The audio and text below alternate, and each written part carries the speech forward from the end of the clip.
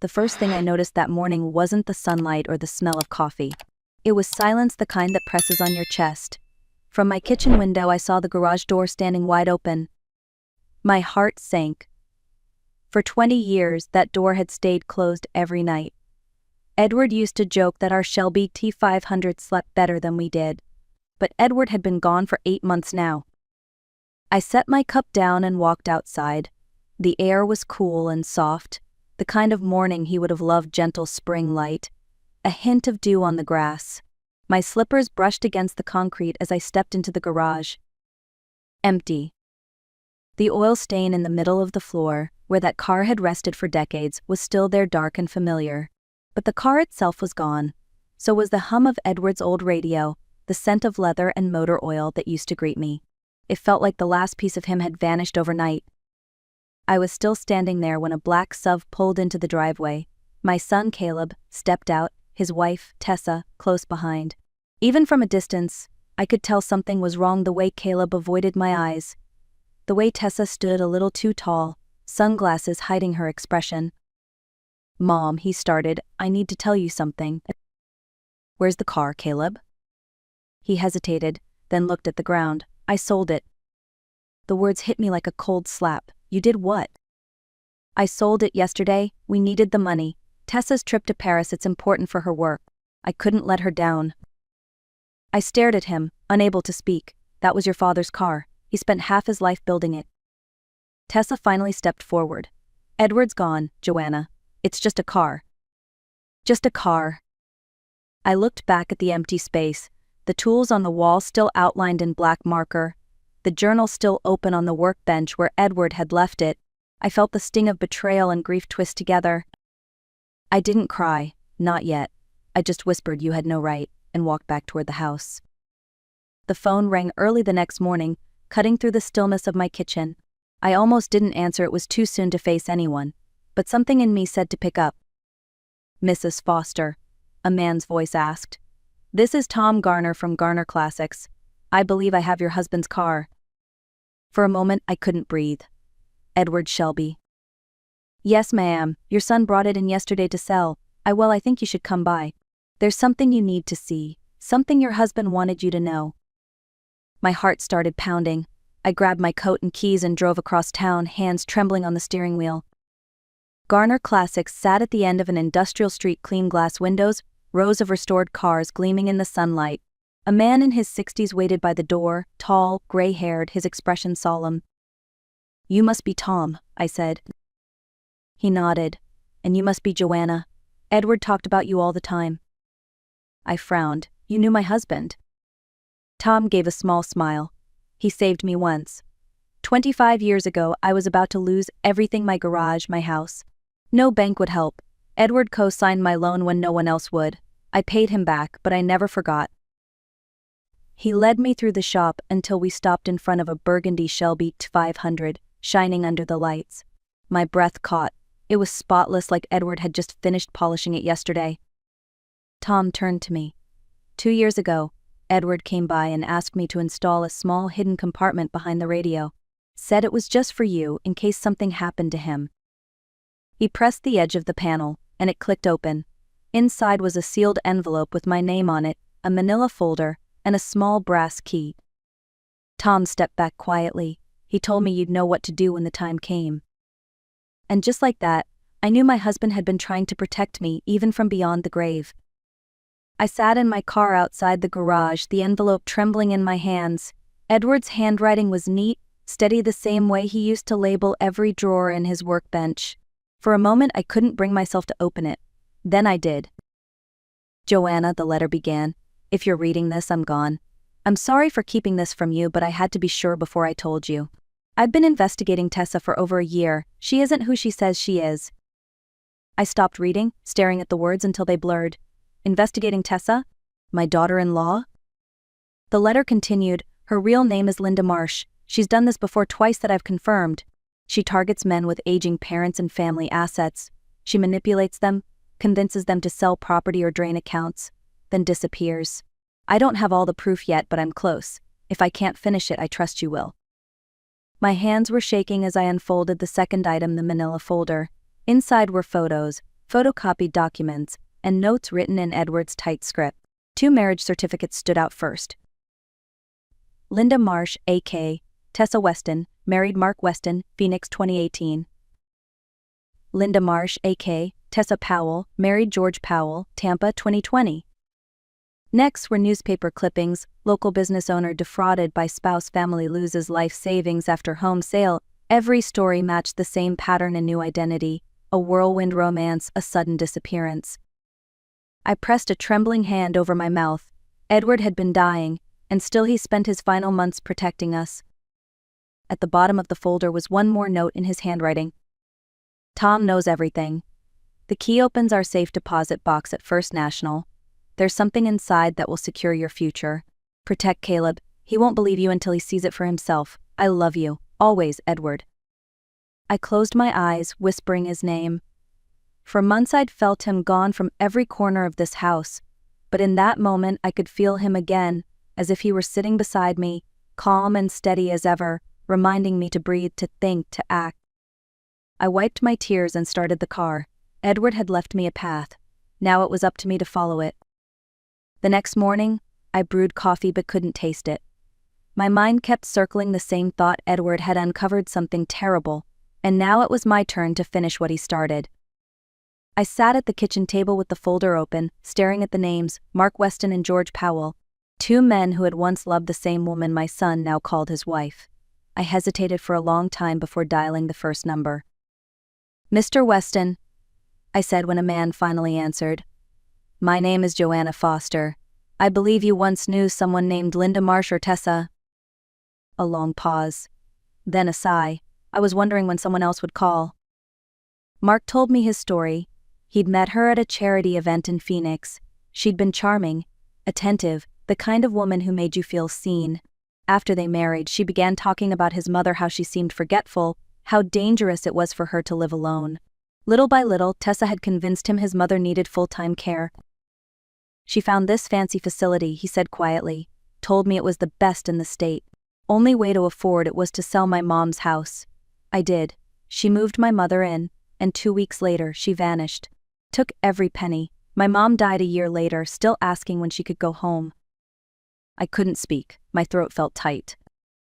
After we hung up, I dialed the second number. George Powell answered on the first ring. His story was almost identical, different details, same ending. He sold his late father's repair shop at her urging. The money disappeared along with her. "She's smart," George said bitterly. "Studies you, finds your weakness, then turns it against you. Whatever she's doing to your family, stop her before it's too late." When I hung up, the kitchen felt colder than before. I looked around at the house Edward and I had built from nothing, every corner filled with years of work and love. She'd done this before, and now she was coming for us.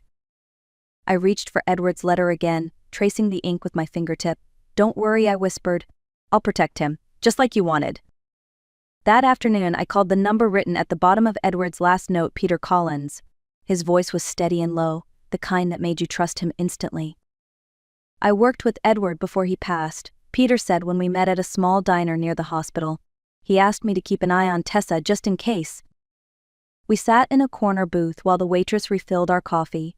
Peter opened a worn notebook filled with details, dates, places, patterns. "She follows the same routine," he explained. "First, she builds debt, luxury trips, clothes, dinners, all to make her husband feel responsible. Then she plants small doubts about the parent, mentions forgetfulness, fatigue, confusion. Eventually she convinces the son that selling the house or transferring assets is the best way to help. By the time they realize what happened, she's long gone." I felt a chill run through me. "And Caleb?" "She's setting the stage," Peter said. "The Paris trip is step 1. After that she'll start talking about your health. Don't confront her yet, let her believe you're unaware. We need proof." When I got home, I began a journal. I wrote down everything Tessa said, every visit, every glance that felt rehearsed. 2 weeks later they came for dinner. I made roast chicken and mashed potatoes, Caleb's favorite. We sat together at the same table Edward had built. For the first half hour the conversation was polite, almost warm. Then, casually, Tessa said, "Joanna, did you remember to turn the stove off earlier? I thought I smelled something burning." Her tone was light, but her eyes watched me carefully. "I turned it off," I replied evenly. "You must have imagined it." She smiled. Maybe. I just worry sometimes. Big house, one person, it can be a lot to manage. Caleb nodded without looking up. I forced a smile, but my hand tightened around my fork. When they left, I opened my notebook and wrote the date and time beside her comment. The performance had begun, and this time I would be the one taking notes. A week later, I decided it was time. The lies were growing thicker each day, like vines creeping through every corner of my home. If I waited longer, they'd strangle what little trust Caleb and I still had left. I called him one morning. "Caleb, can you come by after work? I found something your father left for you." He hesitated. "Tessa and I usually have dinner around 6. "This is important, son, please, just you." Silence. Then, a quiet sigh. "All right, I'll be there." That afternoon, I set everything out on the kitchen table: Edward's letter, the photographs, the marriage certificates, the folder of notes. When Caleb walked in, he froze. "Mom, what is all this?" I motioned for him to sit. "It's your father's work. He spent his last year uncovering the truth about Tessa." His face tightened. "Not this again." "Just read." Reluctantly, he picked up the letter. As his eyes moved down the page, his jaw clenched. When he reached the part about the other marriages, he shook his head. No, Dad was paranoid. He didn't trust her because she's younger, successful. He always judged people like that. "Your father was meticulous," I said softly. "He checked every detail. These are official records, Caleb. Call the men yourself." He stood, shoving the chair back. "I'm not doing this. You can't keep trying to destroy my marriage because you don't like her." I stayed calm. "This isn't about liking her. It's about protecting you." He turned toward the door. "You've lost it, Mom. You need help." The words stung, but I let him go. If Edward were here, he'd remind me that the truth always finds its own way through. Hours passed. The house felt too quiet. I sat in the dark, listening to the hum of the refrigerator and the ticking clock on the wall. Then, close to midnight, the phone rang. "Mom." Caleb's voice was broken. I called them. Both of them. I closed my eyes. "And?" "It's true," he whispered. "Every word. She did it to them. Exactly like Dad said. I asked her about her past, about where she grew up. She changed her story 3 times. Then she screamed at me, packed a bag and left." "Where is she now?" "I don't know. She won't answer her phone. I think she's running." For a long moment, neither of us spoke. Then I said quietly, "Come home, Caleb. We'll face this together." When I hung up, I looked toward the garage. The faint scent of motor oil still lingered there, as if Edward were standing beside me, whispering it's not over yet. The next morning, Peter called before sunrise. His tone was sharp, urgent. "We've found her. She's booked a one-way flight to Mexico City.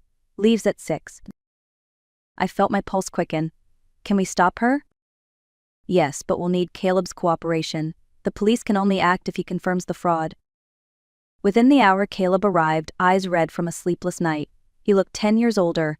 "Tell me what I have to do." Peter explained everything as we sat around my kitchen table, the same place where the lies had started to unravel. "You'll give a statement about the credit cards, the forged accounts. Once that's done, the police will issue a warrant under her real name, Linda Marsh." Caleb nodded. "Let's finish this." We drove together to the airport. The early morning sky was still gray, and the city lights flickered like tired stars. Inside, the terminal buzzed with quiet energy: the clatter of luggage wheels, soft announcements over the speakers, the faint smell of coffee. Peter guided us to a spot near security, behind a column with a clear view of the line. 2 detectives in plainclothes stood ready on the other side. At 5:40 she appeared, Tessa, or Linda, wheeling 2 expensive suitcases, dressed in a cream coat and oversized sunglasses. Calm, confident, the same poise she'd always used to disguise her deceit. Caleb stiffened beside me, his hands were trembling. "That's her." The detectives moved in. "Ma'am, we need to speak with you." She turned, and for 1 second her expression slipped a flash of panic, quickly masked by a smile. "Is there a problem, officers?" "We have a warrant for your arrest, Linda Marsh." She laughed, sharp and brittle. "You must be mistaken. My name is Tessa Foster." "Please step aside." Then she ran, dropped her suitcase, kicked off her heels, and bolted down the terminal. It was over in seconds. Security tackled her near the departure board as people gasped and pulled out their phones. The detectives opened her luggage. Inside, stacks of cash, a fake passport, and documents under multiple aliases. When she saw us, she went still. Her voice cracked with fury. You did this." Caleb didn't answer. He just looked at her, eyes hollow. I stepped forward, my voice steady. "No, Tessa, Edward did. We just finished what he started." And for the first time, she had nothing left to say. 2 months later, the courtroom smelled of old wood and dust. Tessa, or rather, Linda Marsh, sat in handcuffs as the judge read her sentence. 12 years in federal prison for fraud, identity theft, and financial deception. She didn't look at us once. When it was over, Caleb let out a slow, shaking breath, like he'd been holding it since the day she left. Life after the trial felt quieter, softer, like the storm had finally passed but left its marks. Caleb moved back into the house, taking his old room upstairs. The posters from his teenage years were still there, faded reminders of simpler times. He started therapy twice a week. Some days he was talkative, other days silent. I didn't push. Healing takes the time it needs. One morning, a deep rumble echoed from outside. I looked through the kitchen window and froze. The Shelby sat in the driveway, its burgundy paint gleaming in the sun. Tom Garner stepped out, smiling. "Thought you might want her back where she belongs," he said. Caleb came running down the stairs when he heard the sound. He stopped at the door, eyes wide. "Mom, is that?" "Your father's car," I said softly. Tom handed me the keys. "Edward built this for you both. It was never meant to leave your family. I just kept it safe." Caleb stared at the car, his voice breaking. "I don't deserve it. I sold it for a trip that almost destroyed everything." Tom shook his head. "You were a victim too, son. Edward knew that. That's why he prepared all this, to protect you as much as her." When Tom left, we stood together in the garage. The air smelled the same as it always had: motor oil, leather, faint traces of Edward's favorite soap. Caleb ran his hand along the hood, reverent. "Dad would have been proud of you," he said quietly. "Of us," I corrected. Later that week, we began restoring the car together. We followed Edward's old notes, page by page, checking the oil, polishing the chrome, replacing the worn leather trim. It wasn't about the car anymore. It was about connection, about carrying forward the love Edward had built into every bolt and screw. Every sound of the wrench, every hum of the engine, felt like Edward was still with us, steady, patient, proud. Spring melted quietly into summer, and life began to feel whole again. The Shelby gleamed in the garage, back in its rightful place. Some mornings Caleb and I would sit there with coffee mugs in hand, not saying much, just listening to the soft tick of the cooling engine after a drive. For the first time in a long while, the house didn't feel haunted by loss. It felt protected, fulfilled, like Edward's promise still lived in the walls and the air around us. I often thought about everything we'd been through: the betrayal, the lies, the fear, and how easily love can blind us when we want to believe the best in someone. But I also thought about what Edward had done. The quiet planning, the foresight, the love so deep it prepared for a danger he might never see. One evening I stood in the garage alone. The sunset spilled gold across the hood of the car. I placed my hand on the wheel, feeling the smooth curve beneath my palm. "You did it, Edward," I whispered. "You protected us." And somehow I could almost hear his voice in reply, calm, proud, certain. Love doesn't end when someone is gone. It keeps working quietly, finding its way back home. If this story touched your heart, I hope you'll share it. Tell me where you're watching from, and don't forget to like and subscribe.